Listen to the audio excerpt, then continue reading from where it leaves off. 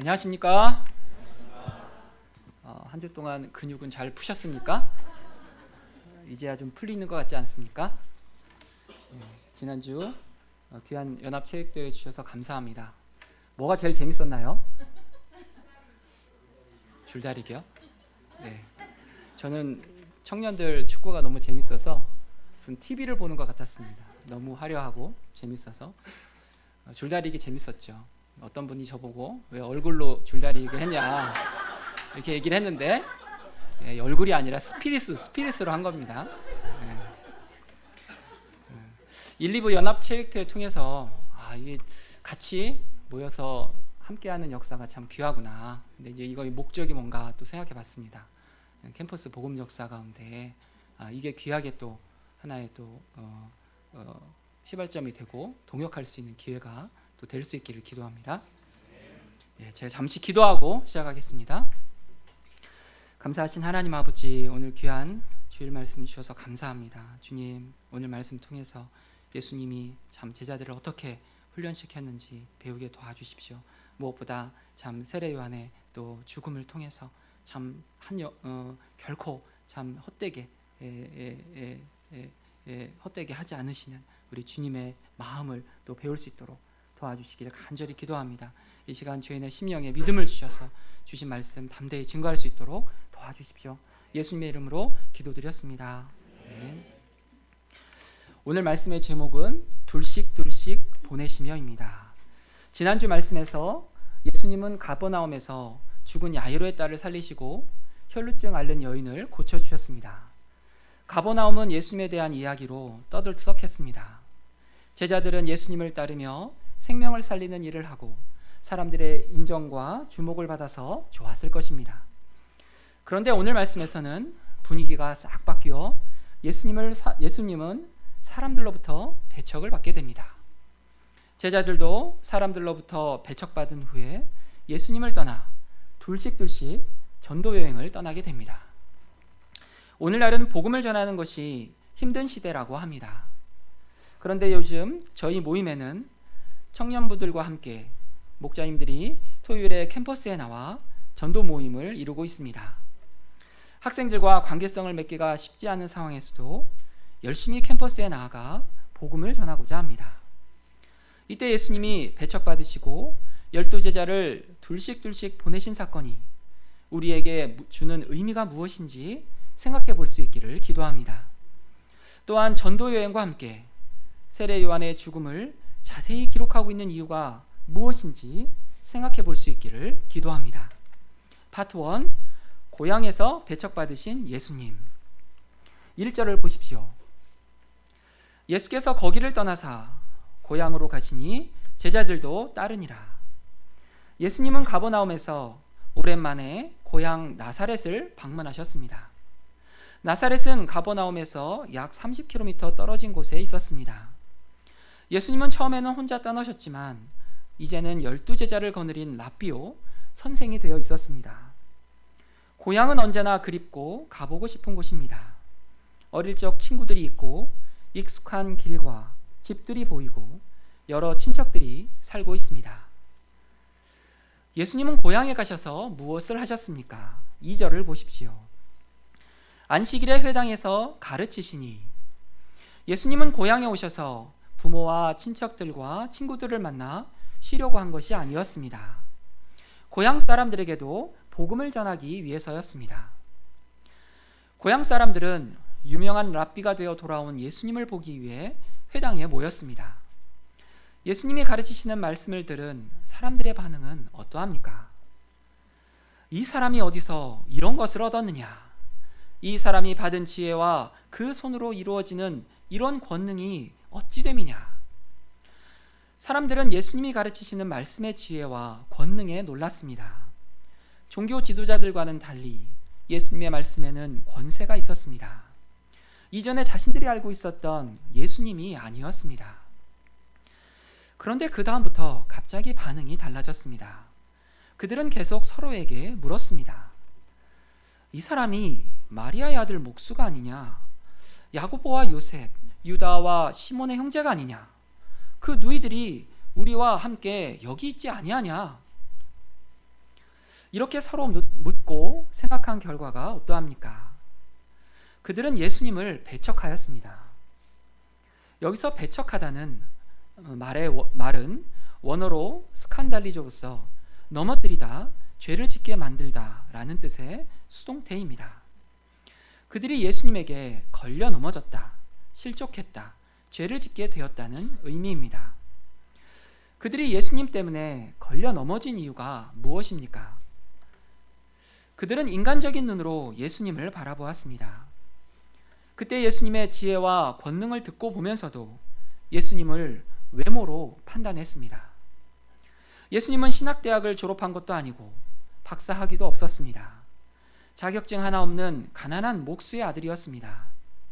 예전에 자신들과 함께 공놀이도 하고 물장구도 치던 목수의 아들이 하나님의 말씀을 가르치고 있었습니다. 그들은 자신들이 예수님보다 못할 것 없다는 생각이 들자 예수님을 메시아로 받아들이지 않게 되었습니다. 모든 사람들은 속에 두 마리의 개를 키우고 있다고 합니다.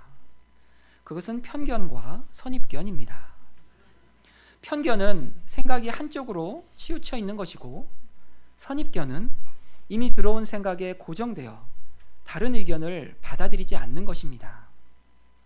마태복음 11장 6절에서 예수님은 나로 말미암아 실족하지 않는 자가 복이 있다고 하셨습니다. 왜 예수님은 이처럼 실족하게 하시는 분이 되십니까? 예수님 때문에 실족하는 경우를 잘 보면 인간이 교만하고 자기중심적이기 때문인 것을 보게 됩니다. 실족하게 되는 원인이 예수님께 있는 것이 아니라 우리에게 있다는 것입니다. 예수님의 능력을 인정하면서도 귀신의 왕을 힘입어서 귀신을 쫓아낸다고 하는 종교 지도자들과 같습니다. 교만과 시기심이 인간적인 생각의 뿌리입니다. 이처럼 인간적인 생각으로 예수님을 바라보았을 때 어떻게 되었습니까? 5절을 보십시오. 거기서는 아무 권능도 행하실 수 없어 다만 소수의 병자에게 안수하여 고치실 뿐이었고, 예수님은 아무런 권능도 행하실 수 없었습니다. 인간적인 생각은 믿음을 갖지 못하게 하였습니다. 믿음으로 나온 소수의 병자에게만 안수하여 고치신 것을 보면 예수님이 능력을 억제하신 것처럼 보입니다. 믿지 않는 사람들에게 이적을 보여주시고 믿게 하면 좋을 것 같은데 예수님은 그렇게 하지 않으십니다. 예수님은 회당장 야이로의 집에서 비웃는 사람들을 다 내보내신 것처럼 먼저 믿음의 환경을 준비하시고 일하십니다. 예수님은 우리가 믿지 않을 때 하나님의 영광을 보여주시지 않습니다. 6절을 보십시오. 예수님은 고향 사람들의 믿지 않는 모습을 이상히 여기셨습니다. 그들의 믿지 않는 모습이 예수님을 놀라게 하였습니다. 예수님을 잘 알고 있다 말하고 하나님을 섬긴다는 사람들이 집단적으로 믿지 않았기 때문입니다. 그러나 예수님은 이미 고향에서 배척받으실 것을 아셨습니다. 4절을 보십시오. 선지자가 자기 고향과 자기 친척과 자기 집 외에서는 존경을 받지 못함이 없느니라. 예수님은 당시 그리스 로마 세계에서 통용되던 잠언을 인용하셨습니다. 이 말씀은 선지자가 고향과 친척과 자기 집을 제외하면 어느 곳에서나 존경을 받는다는 뜻입니다. 이처럼 예수님은 제자들과 고향을 방문하심으로 하나님의 일을 할 때 가장 가까운 사람들로부터 배척받는 것을 경험하도록 하셨습니다. 제자들은 그동안 어디를 가나 인기가 많으신 예수님을 보고 자신들도 그렇게 살고 싶었을 것입니다. 그러나 정말 예수님을 따르기 원한다면 배척받으신 예수님을 배워야 합니다. 사람에게 가장 어색하고 익숙하지 않고 받아들이기 힘든 감정이 거절감입니다. 세상 사람들에게도 이 거절감은 우울증과 자살에 이르게 할 정도로 심각한 문제입니다. 세상 사람들에게 있어서 다른 사람들로부터 거절당하고 왕따를 당하는 것은 죽음에 이르는 고통이 됩니다. 왜냐하면 내가 살아가는 의미와 가치가 사람들의 인정과 평가에서 나오기 때문입니다. 반면 하나님을 믿는 사람은 어떠합니까? 사람들로부터 거절당하는 것은 상처가 될 수 있지만 잘 감당하면 내면을 더욱 건강하게 할 수 있습니다. 그것은 내가 예수님의 제자이며 하나님의 종이라는 영적인 정체성을 확인하는 과정이기 때문입니다. 그래서 사람의 배척은 예수님을 따르면서 통과해야 하는 필수 과정입니다. 매주 토요 전도 모임에 청년부 형제 자매님들이 많이 나와서 감사합니다. 처음 전도 모임에 나올 때 가장 힘들어하는 것이 무엇일까요? 바로 사람들로부터 외면당하고 거절당하는 것입니다. 그것은 청년들이나 목자들이나 마찬가지입니다. 우리가 뭘 나눠주는 걸 보면 멀리서부터 얼굴이 굳고 옆으로 돌아가려는 사람이 있습니다. 심지어 음료수를 나눠줘도 통째로 쓰레기통에 던지는 사람도 있습니다.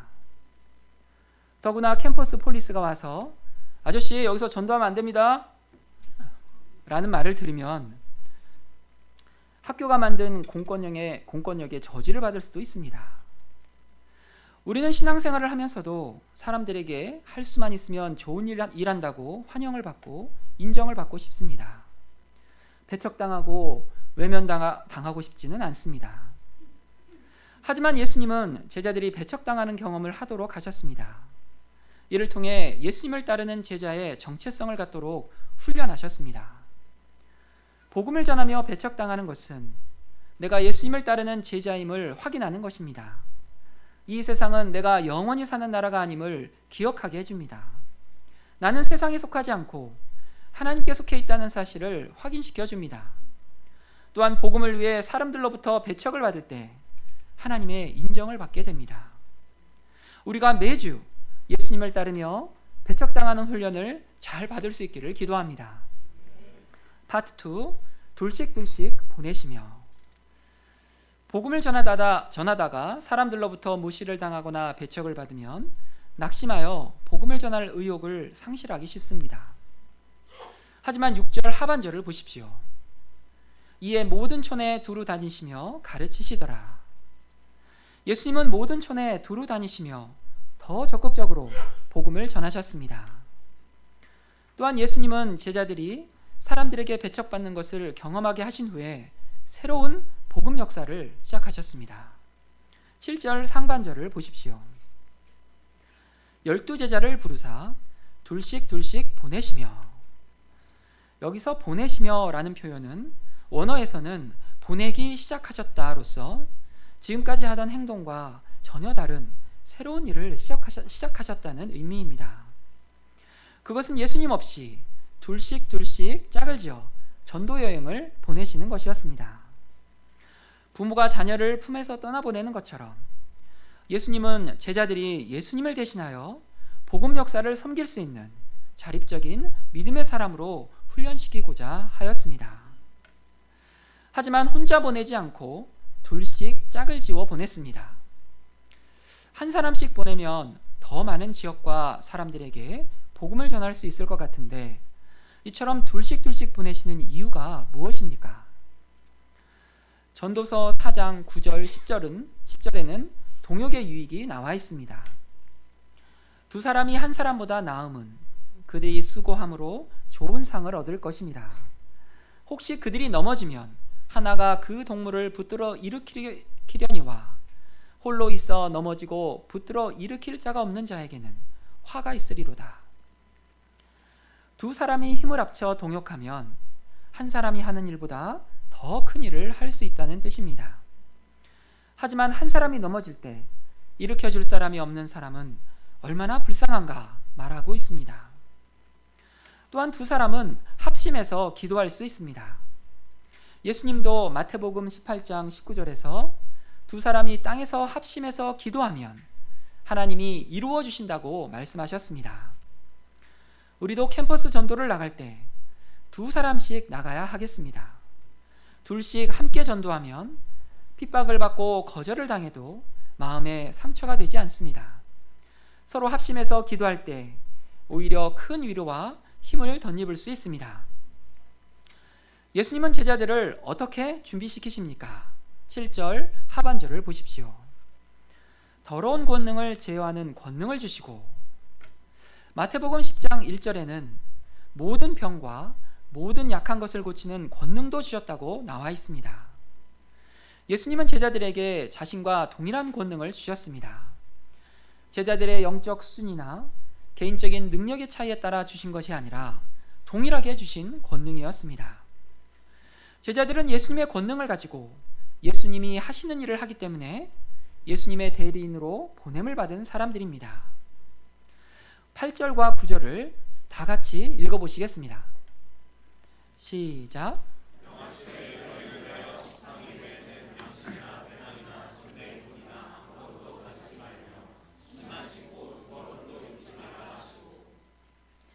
통상 사람들은 여행을 위해서 무엇이 필요한가, 무엇을 더 가져가야 하나 고민합니다. 여행할 때만큼 무엇을 먹을까, 무엇을 입을까, 어디서 잘까 고민하는 때도 없을 것입니다. 예기치 못한 상황이 벌어질 수도 있기 때문에 비상식량과 여분의 돈도 챙겨 놓아야 합니다. 하지만 예수님은 아무것도 가져가지 말라고 하십니다.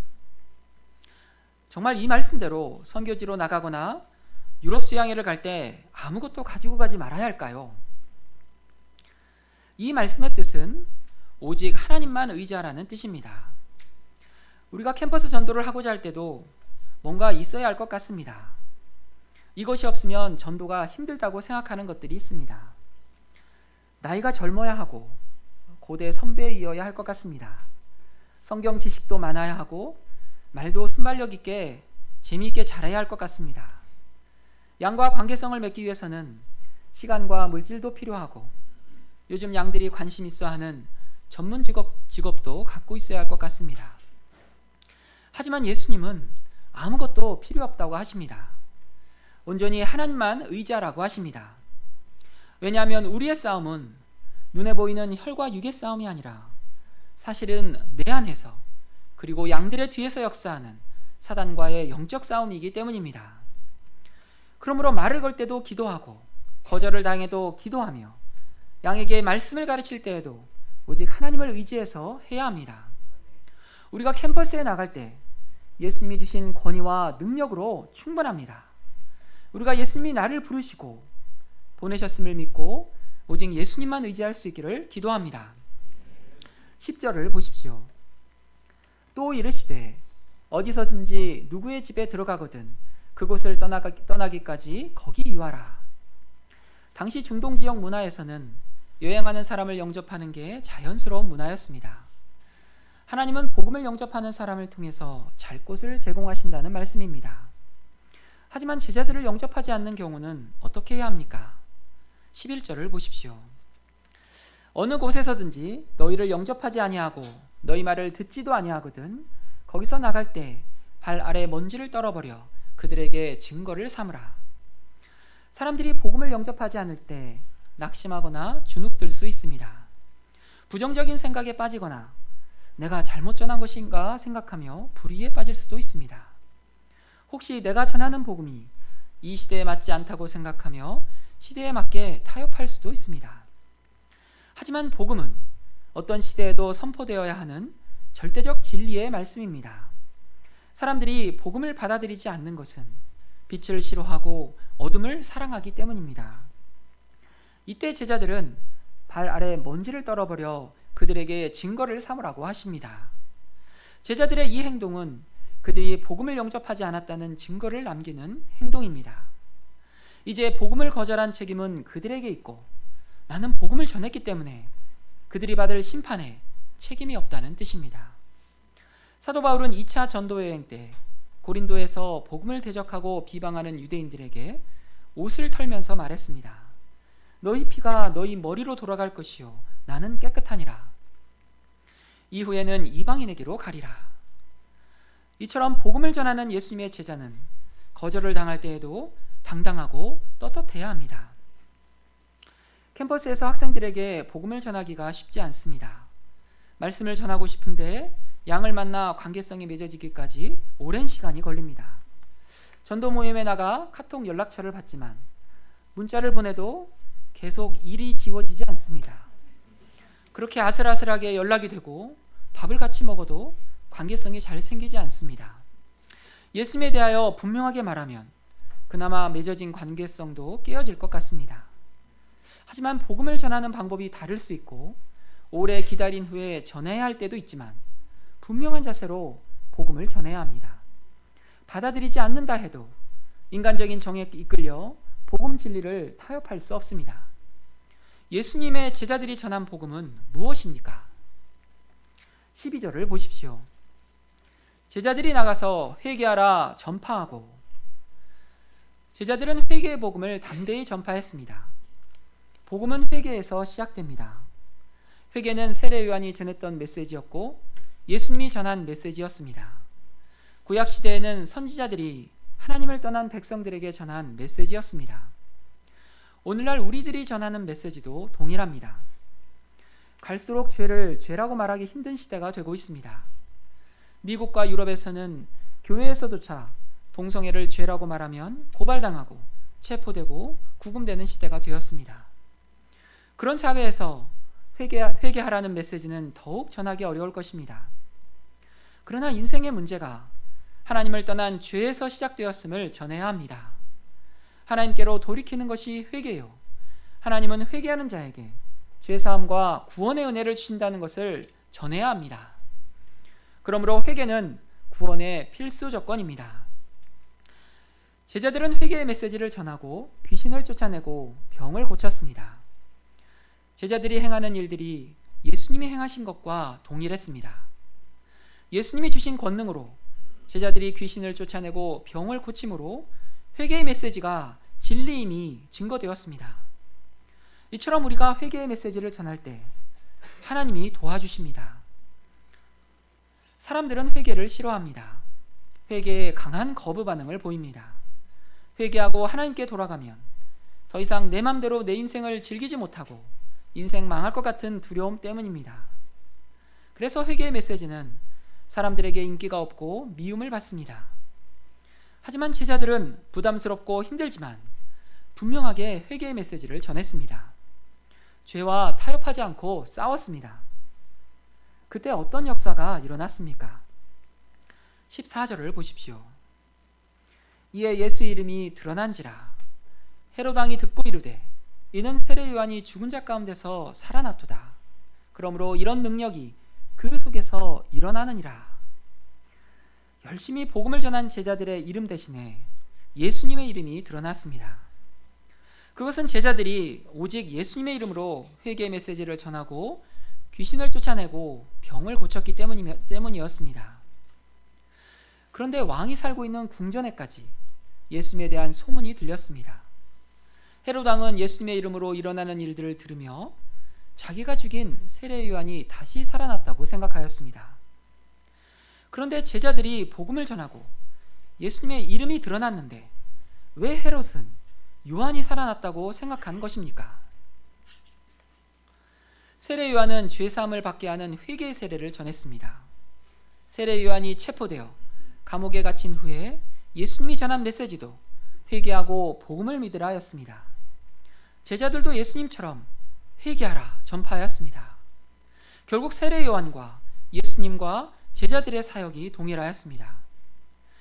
헤롯은 요한을 목베어 죽였지만 요한의 죽음은 죽음으로 끝나지 않았다는 것을 보여주고 있습니다. 세례 요한의 사역은 예수님의 제자들이 계승하였고 지속되고 있었습니다. 마가는 이러한 목적으로 17절부터 29절까지 세례 요한의 우울하고 어두워 보이는 죽음을 자세히 기록하고 있습니다. 여기서 헤롯은 헤롯 안티파스로서 갈릴리와 베레아 지역의 분봉왕이었습니다. 그는 자신의 이복 동생인 헤롯 빌립의 아내 헤로디아와 결혼하였습니다. 세례 요한은 그들의 근친상간과 간음을 고발하였고 헤로디아는 세례 요한을 원수로 여겨 죽이고자 하였습니다. 하지만 헤롯 왕은 비록 헤로디아 때문에 세례 요한을 감옥에 가두었지만 그는 거룩하고 의로운 사람으로 여겨 죽이지 않았습니다. 그러나 자신의 생일 때 수많은 사람들 앞에서 헤로디아의 딸에게 한 맹세 때문에 요한의 목을 베도록 하였습니다. 결국 세례 요한의 삶은 음란하고 불의한 시대 가운데 헛된 죽음으로 끝나버린 것 같았습니다. 세례 요한의 죽음은 복음 역사에 큰 손실처럼 보였습니다. 하지만 세례 요한의 죽음은 그것으로 끝나지 않았습니다. 세례 요한의 죽음이 마치 씨앗처럼 뿌려졌고 제자들을 통해 더욱 성장하고 열매를 맺고 있었습니다. 초대 교부인 터툴리안은 순교자의 피는 교회의 씨앗이 되고 교회는 순교자의 피를 먹고 자란다 라고 말했습니다. 박해를 통해서 복음 역사가 더욱 왕성해진다는 진리를 보여주는 것이었습니다. 한국 최초의 개신교 순교자는 로버트 저메인 토마스 선교사입니다. 그는 24세에 결혼해서 1년 후 선교지 중국에서 아내가 유산하고 병으로 죽습니다. 그는 1866년 27세의 나이로 제너럴 셔먼호를 타고 대동강을 거슬러 올라왔지만 제대로 말씀 한번 전하지 못하고 생을 마감하였습니다. 1928년에 토마스 목사전을 썼던 오문환 장로라는 분은 1918년부터 토마스 선교사의 행적을 조사했습니다. 이분은 토마스 선교사에게 성경을 받거나 대화를 했던 조선 사람 200명을 만나보았는데 그 중에 당시 20대 청년이었던 황명대라는 사람이 목격한 광경을 다음과 같이 적었습니다. 토마스는 죽기 전에 뱃머리에서 용감하게도 홀로 야소를 외치고 남은 성경을 뿌렸다. 평양이 고향이며 청소년기에는 장대현 교회를 다녔던 해촌 김학수 화백은 토마스 선교사의 마지막 장면을 어릴 적 전해 들은 이야기로 그림을 그렸습니다. 제너럴 셔먼호가 불길에 휩싸였을 때 필사적으로 헤엄쳐 나온 선원들은 강변에 정렬해 있던 군인들에게 곤봉에 맞거나 창에 찔려 죽었습니다. 마지막으로 성경 한 권을 가슴에 품고 토마스 선교사도 배에서 뛰어내렸습니다. 남은 성경책 한 권을 직접 들고 강변으로 올라온 토마스 선교사의 마지막 모습입니다. 세상의 눈으로 보면 토마스 선교사의 죽음은 아무런 가치가 없었습니다. 아무도 기억하는 사람 없이 역사 속으로 그냥 사라져버리는 것 같았습니다. 하지만 하나님은 그의 죽음을 결코 헛되게 하지 않으셨습니다.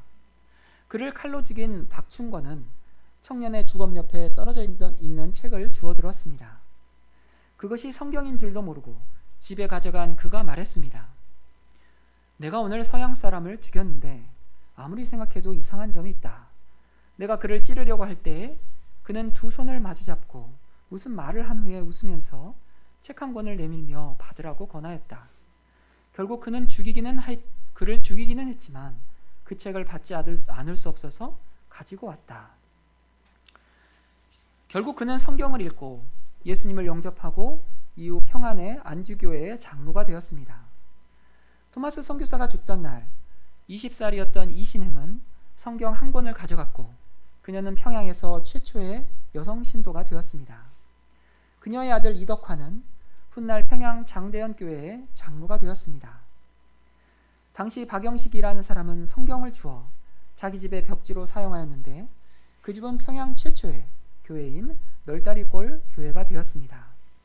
이 널다리골 교회는 장대현 교회가 되었고 장대현 교회는 1907년 평양 대부흥운동의 발원지가 되었습니다. 인간적인 눈으로 보면 복음을 전하기 어려운 시대입니다. 캠퍼스에서 사람들의 외면과 조롱과 거절이 복음 역사를 어렵게 만들고 예수님을 따르는 제자의 삶은 점점 더 힘들어지는 것 같습니다. 하지만 예수님은 그럴 때 제자들을 둘씩 보내셨습니다. 세상에서 배척당할 때 내가 죽는 것 같습니다. 하지만 하나님은 결코 나의 죽음을 헛되게 하지 않으십니다. 하나님이 세례 요한의 죽음과 토마스 선교사의 죽음을 결코 헛되게 하지 않으신 것처럼 우리의 수고와 헌신을 통해 수많은 생명들이 살아나는 역사를 이루실 것입니다. 어두운 시대에 전도하는 예수님의 제자들이 세상의 소망입니다. 저희가 뒤로 물러서지 않고 끝까지 캠퍼스에 나아가 복음을 전할 수 있기를 간절히 기도합니다. 제가 잠시 기도하고 마치겠습니다. 감사하신 하나님 아버지, 예수님을 보내주셔서 하늘에 썩는 미랄로 참 죽게 하시고 수많은 생명들을 참 낳게 하셔서 감사합니다.